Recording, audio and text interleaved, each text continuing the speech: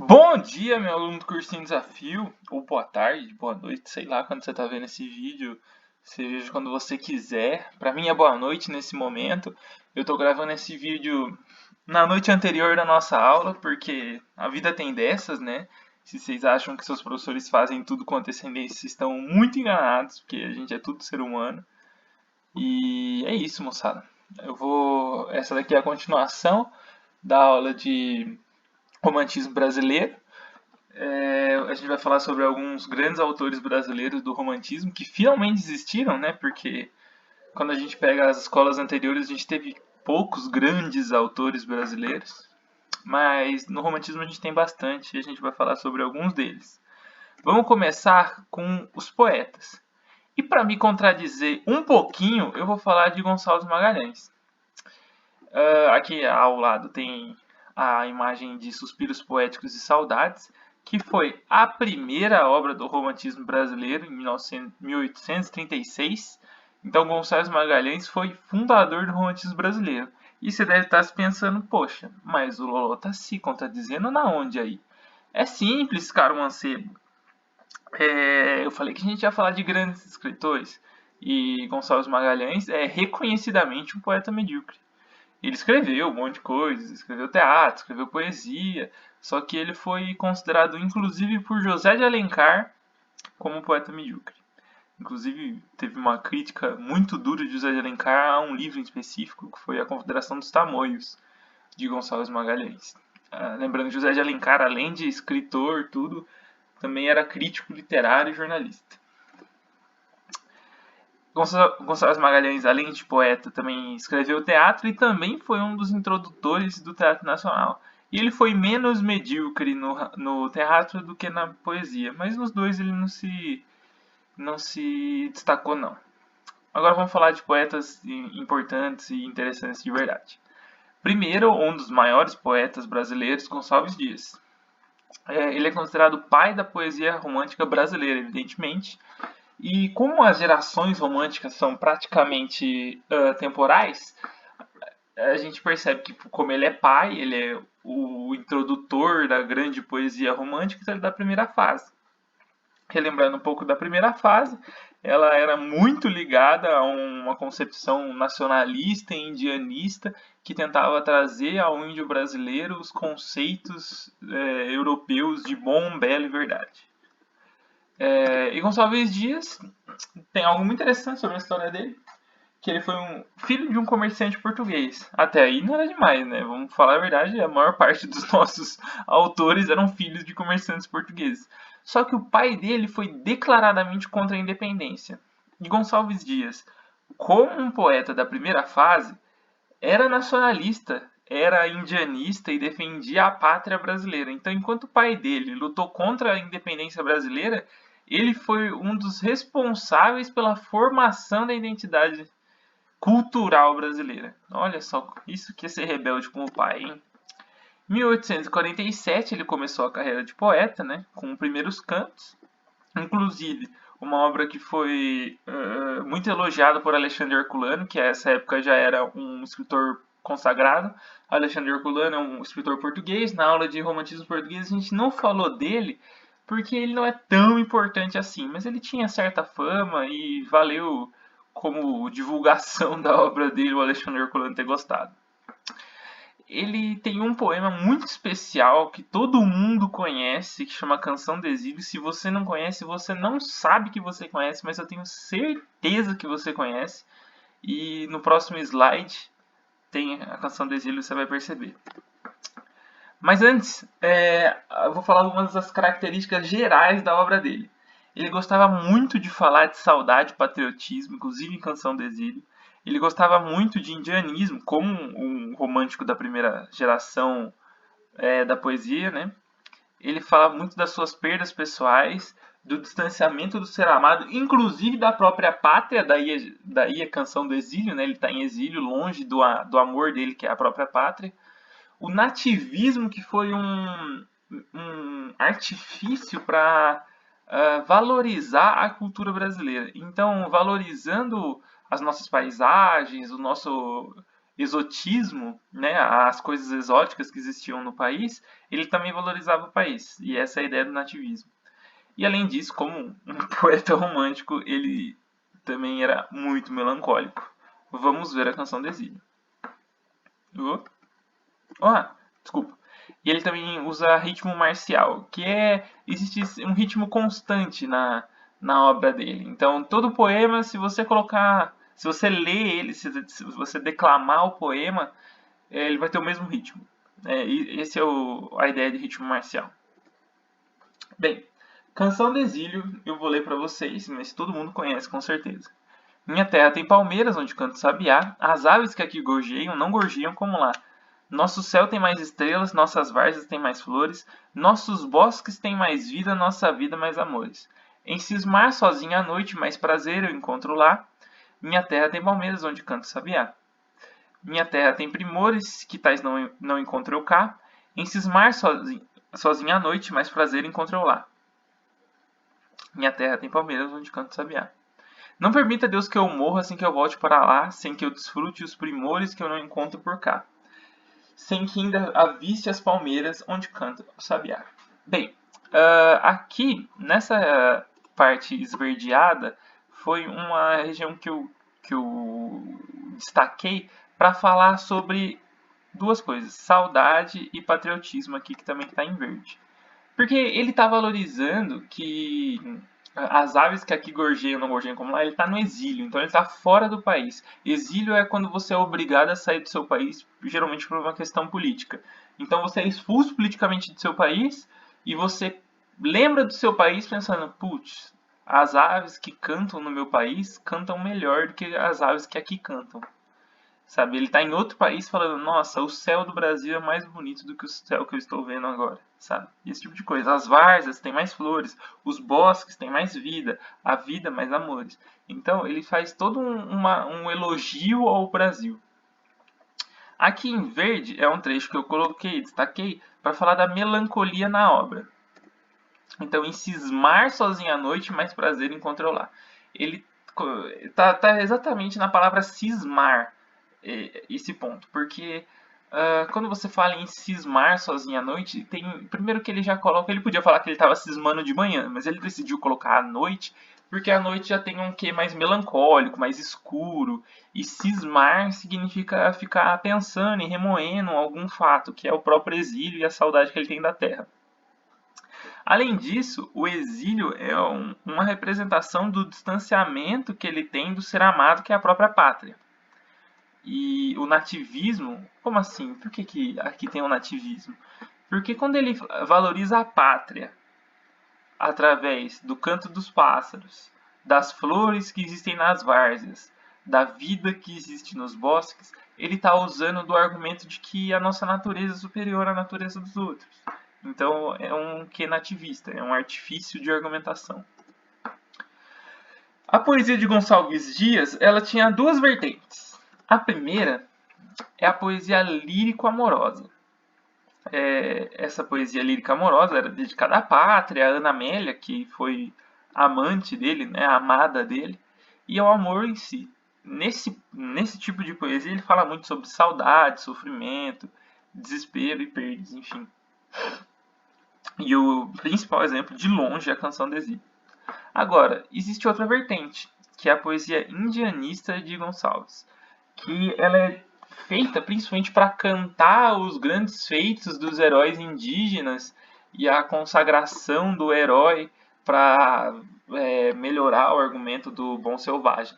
A gente já falou na última aula que esse argumento do bom selvagem é completamente descabido nesse ponto, mas ele é muito usado e, enfim, a gente tem que dizer que o Gonçalves Dias usava da distinção dos heróis indígenas como um ponto para falar que o homem é bom por natureza e que pelo Brasil ter sido composto pela miscigenação, tendo nessa miscigenação os índios, a gente é superior. Esse o argumento.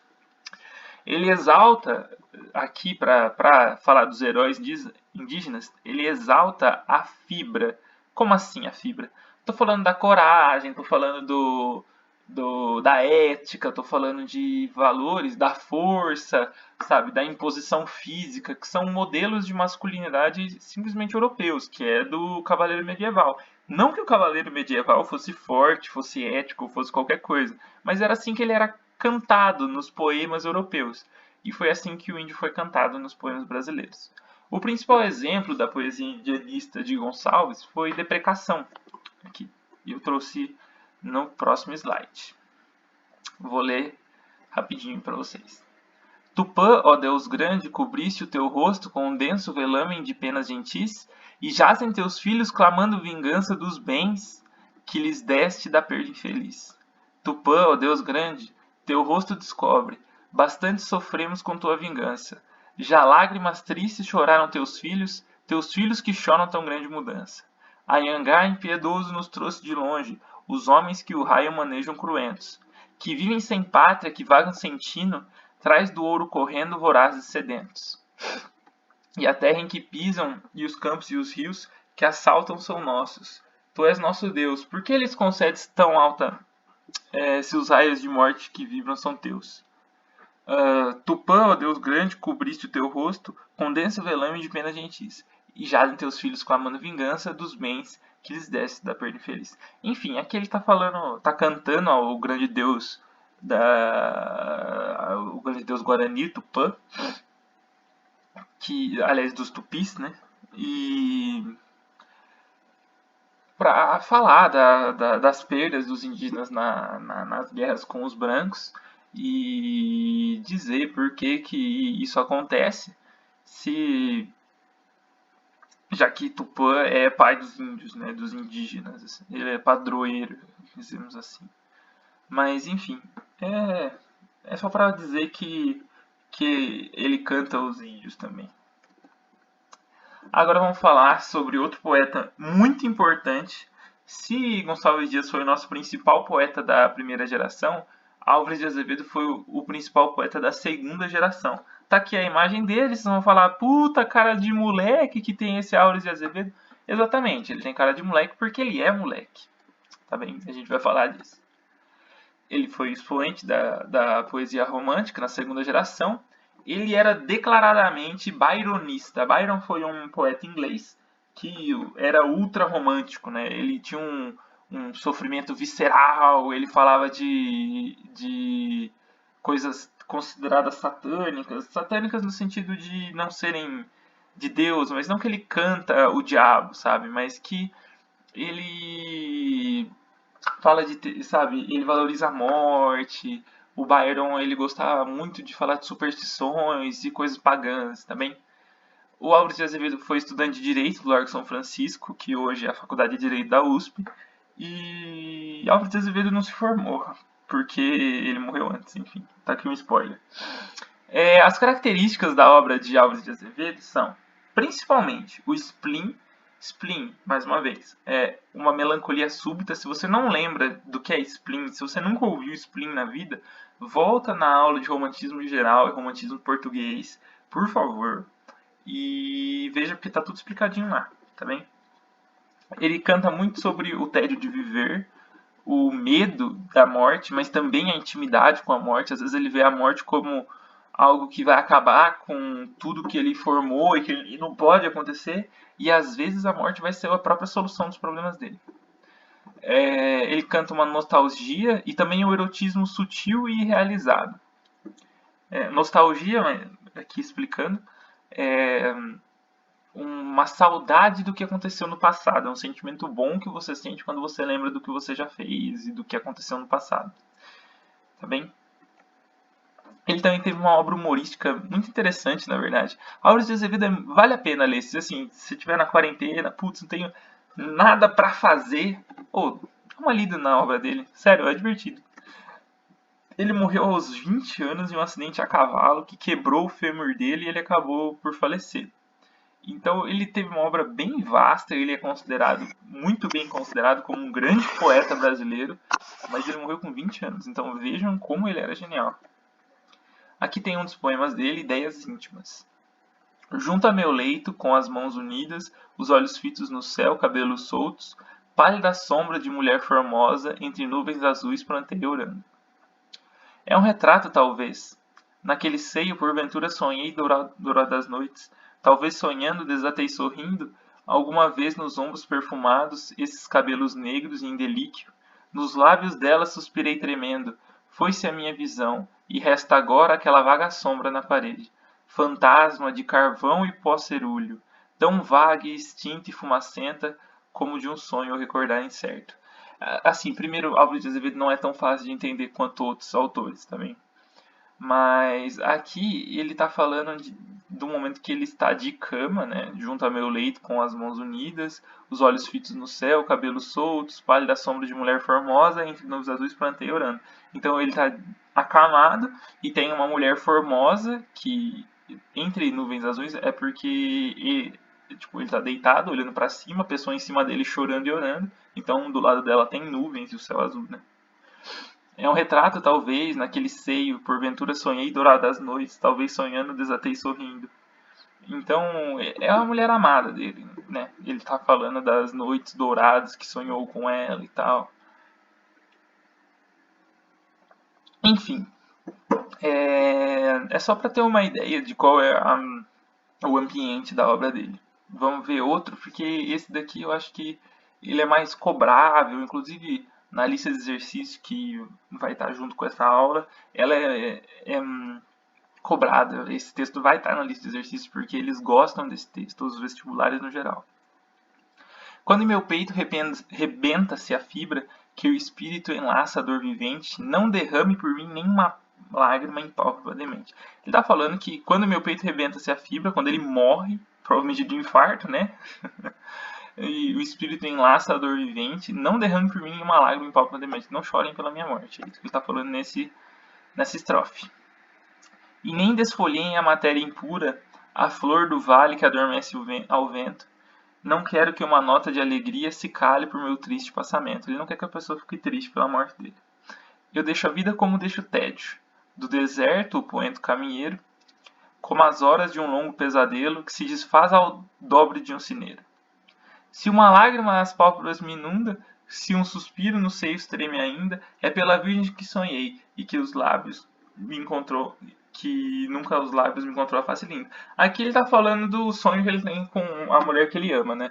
Porque como ele é um ultra romântico, ele leva à última instância todos os conceitos românticos, inclusive a incapacidade de encontrar a mulher amada. Só tu, a mocidade sonhadora, do pálido poeta destes flores. Se viveu foi por ti, e de esperança de na vida gozar de teus amores. Ele está falando de poeta dele mesmo, né, na terceira pessoa, e falando que a vida dele foi, na verdade, porque ele teve ele só viveu porque ele tinha esperança de, em vida, gozar os amores da mulher amada. Beijarei a verdade santa e nua, verei cristalizar-se o sonho amigo, ó minha virgem dos errantes sonhos, filha do céu, eu vou amar contigo. Descansa em o meu leito solitário, na floresta dos homens esquecida, à sombra de uma cruz, e escrevam nelas, foi poeta, sonhou e amou a vida. É bem exagerado, né? E é essa a ideia mesmo do ultrarromantismo, desculpa, do Álvares de Azevedo. Vamos para outro ultra romântico que não foi tão importante quanto Álvares de Azevedo, mas assim como ele, morreu cedo. Casimiro de Abreu. Ele foi outro ultra romântico. Ele morreu aos 22 anos, tá bem? Ele foi um filho bastardo, ou seja, o pai dele não reconheceu que ele era filho do pai, né? Então ele só tinha a mãe em registro. Ele vai estudar em Portugal, mas volta devido a uma enfermidade que não se tem muito esclarecimento do que era. Mas ele volta e, em vez de estudar, ele se entrega à vida boêmia, começa a beber e participar dos bares do Rio de Janeiro, principalmente. Em sua vida, publicou um único livro, Primaveras, um ano antes de sua morte, que foi aos fucking 22 anos de tuberculose. A gente vai ver que uma cacetada de autor romântico morreu cedo. E outra parcela muito grande foi de tuberculose. E os que não morreram cedo, talvez também tenham morrido de tuberculose, como foi José de Alencar. As características de Casimiro de Abreu aqui já não é tão importante quanto Alves de Azevedo, mas é uma saudade, evasão da infância, uma saudade da infância e uma evasão para a infância como modo de escapismo da própria vida. Uma saudade da pátria, quando ele estava em Portugal, principalmente, e um erotismo medroso e disfarçado. Vamos ler agora Meus 8 Anos, que é um importante poema do Casimiro de Abreu. Oh, que saudade que tenho da aurora da minha vida, da minha infância querida que os anos não trazem mais. Que amor, que sonhos, que flores, naquelas tardes fagueiras, à sombra das bananeiras debaixo das laranjeiras, dos laranjais. Gente, isso aqui é muito, muito, muito falando de saudade da infância, né? Pelo amor de Deus, ele fala de saudade que tenho da aurora da minha vida, da minha infância querida. Então ele tá falando de saudade da infância, escapismo, lembrando de como era bom a criancice em comparação ao que ele vive no agora. Como são belos os dias que despontar da existência, respira a alma inocência como perfumes da flor. O maré, lago sereno, o céu, um manto azulado, o mundo, um sonho dourado, a vida, um hino de amor. Que auroras, que sol, que vida, que noites de melodia, naquela doce alegria, naquele ingênuo fulgor. O céu bordado de estrelas, a terra de aromas cheias, as ondas beijando a areia e a lua beijando o mar. Ó dias de infância, ó meu céu de primavera. Aqui é o total da saudade, né? Ó meus dias de infância, ó meu céu de primavera. Falando de saudade, né, gente? Que doce a vida não era nessa risonha manhã. Em vez das mágoas de agora, eu tinha nessas delícias de minha mãe as carícias e os beijos de minha irmã. Agora, por fim, eu vou falar do maior poeta, na minha opinião, né, o principal poeta do nosso romantismo. Ele foi, certamente, sem dúvida nenhuma, o principal poeta da terceira fase, da terceira geração romântica. Mas eu, Loló, gosto muito de Castro Alves. Eu acho que ele fez coisas muito interessantes, então a gente vai falar com um pouco mais de detalhes da vida dele, tá? Bem, na infância, Castro Alves estudou numa escola diferente das outras. Então, se a gente sabe que teve muita gente que apanhou de régua na infância, tô falando dos nossos pais, avós, porque a educação era assim, Castro Alves lá, há 200 anos, estudou numa escola que não tinha castigos físicos. Inclusive, nessa escola, ele foi colega de Rui Barbosa. Você não é obrigado a saber quem é Rui Barbosa, mas Rui Barbosa foi um grande jurista brasileiro. Ele foi representante no Brasil na Conferência de Haia e ele é histórico para o direito brasileiro, ok? Na adolescência, Castro Alves perdeu a mãe num espaço muito curto de tempo.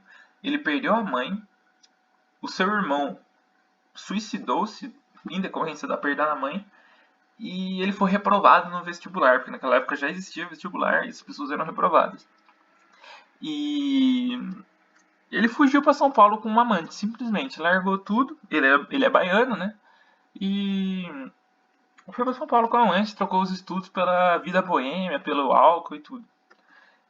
No caminho, aliás, no Rio de Janeiro, ele conheceu José de Alencar, para quem ele apresentou os seus próprios versos, os seus poemas, e José de Alencar ficou muito interessado em publicar os versos do Castro Alves. Então, o editor dos poemas de Castro Alves era o próprio José de Alencar.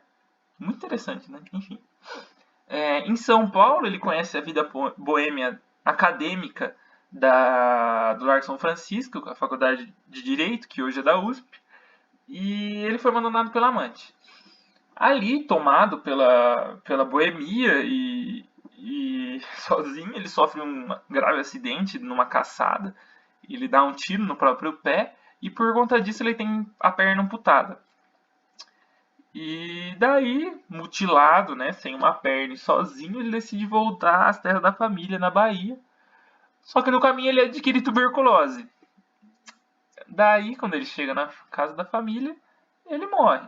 Mas ele morre na Bahia com 24 anos mal completados, logo na sequência. Ou seja, é mais um cara que morreu de tuberculose muito jovem. Mas vamos falar da obra dele. Castro Alves era abolicionista. Eu acho que esse é o principal conceito da obra dele. que a gente tem que ter, é claro. Ele é inclusive perseguido pela polícia em algumas ocasiões. E ele tem uma poesia social, né? Ele, e essa poesia social, a gente fala que ela é uma poesia de comício, porque ele tem um tom declaratório, é grandiloquente. O que é tudo isso? É muito parecido. O grandiloquente você é como se você estivesse lendo o texto gritando para um grande público. E o tom declamatório é porque ele é para ser lido em voz alta. O texto é para ser lido assim. Às vezes tem alguns poemas que é até difícil de ler em voz alta. Vocês veem que eu tô lendo para vocês aqui nas aulas e eu travo. Mas esses textos de Castro Alves são para ser lidos em voz alta e gritados, se possível. E ele, diferente dos outros poetas, ele estava num momento mais posterior, né? Ele é mais novo do que todos os outros que a gente falou até agora. E ele trouxe novos pontos ao romantismo brasileiro. Exatamente porque já existia o realismo lá na Europa. Então ele adicionou novos elementos do realismo na poesia romântica, como o eroticismo declarado. Então, se antes vocês viram o Casimiro de Abreu e o Alves de Azevedo, era sempre um erotismo tímido ou infantilizado, e aqui não, é um eroticismo declarado, descarado, sabe, explícito. E tem algo muito interessante, ele é versátil. Além de condoreiro ou goano, se está errado, tá? Aqui é condoreiro. Abolicionista, ele também teve uma vertente lírica, que não foi tão importante quanto a vertente social dele, porque foi isso que tornou ele histórico, mas também existiu. E é isto. Vamos falar sobre os temas favoritos de Castro Alves, porque isso é um tanto importante para entender a obra dele. Primeiro, ele falava de poesia lírica amorosa e lírica erótica. Ele via a mulher de outra maneira, ela deixa de ser inalcançável e passa a ser sensual, ela passa a provocar desejo. Ele também tem uma poesia abolicionista, né? Ele era contra completamente a escravidão. Essa poesia tinha tom declaratório e eloquente para ser lida em voz alta em reuniões de pessoas. E ele defende a causa mais importante da vida dele. Por quê? Porque ele acreditava nisso. Ele cantava o que ele cantava, ele escrevia o que ele acreditava, e não só o que parecia certo. Ele realmente acreditava isso, ele realmente brigava por isso na vida dele. Por isso ele foi preso algumas vezes por isso. Ele fazia uma poesia sobre a grandiosidade da natureza como um bom romântico, né? Ele falava do mar, a amplidão do céu, a imensidão, a vastidão das paisagens. E algo muito interessante, a ave como símbolo de liberdade. Como eu falei, além de no slide anterior, na parte amarelinha, falava que ele era condoreiro, ugoano, da terceira geração. Condoreiro, ugoano são sinônimos ou apelidos da terceira geração. Ugoano é porque eles se inspiravam em Victor Hugo, poeta francês que escrevia muito sobre temas sociais. Agora, condoreiro é de condor, não de condor do português, condor do pássaro. Então, aqui é por isso que chamava condoreiro, porque a ave era sempre lembrada como símbolo de liberdade. E ele, como abolicionista, ele, como homem que escrevia sobre causas sociais, via como importante esse símbolo de liberdade.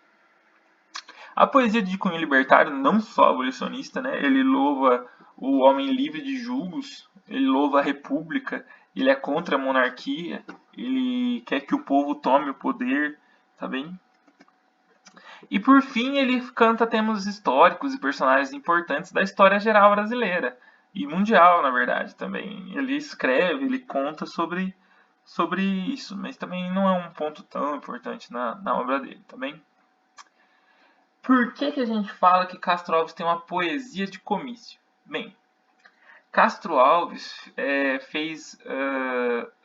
ele escrevia não só para impressionar em declamações e que tudo fosse bonito, mas também para defender. Era um argumento, era para ser lido em voz alta. Não sei se vocês sabem, mas comício é uma reunião de pessoas com um fim político, em que geralmente uma pessoa toma o palanque e fala em tom muito alto para que todos ouçam as suas ideias, tá bem? E se vocês querem ver o que é um comício, pesquisem no YouTube o comício Luiz Inácio Lula da Silva. O Lula foi um expoente nisso, ele sempre declarou e declamou as ideias dele muito bem. E o principal exemplo de poesia de comício é o Navio Negreiro, que eu trouxe ele em uma parte grande dele, mas eu vou ler só um trechinho porque se vocês quiserem ler, pausem e vejam, mas eu acho que não é tão importante assim ler ele inteiro. Senhor Deus dos desgraçados, dizei-me vós, Senhor Deus, se é loucura, se é verdade, tanto horror perante os céus? Ó mar, por que não apagas com a esponja de tuas vagas, de teu manto estriborrão? Astros, noites, tempestades, rolai das imensidades, varrei os mares, tufão. Quem são esses desgraçados que não encontram em vós mais que o rir calmo da turba, que excita a fúria do algoz? Quem são?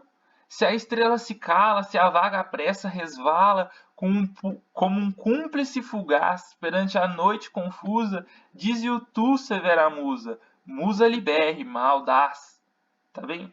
Vocês podem ver que é fácil de cantar de ler, de declamar esse poema gritando. E é para isso que ele é feito mesmo, tá bem, gente? Agora eu vou pausar esse vídeo aqui e vou colocar outro vídeo sobre os prosistas brasileiros, tá bem? Abraço, gente.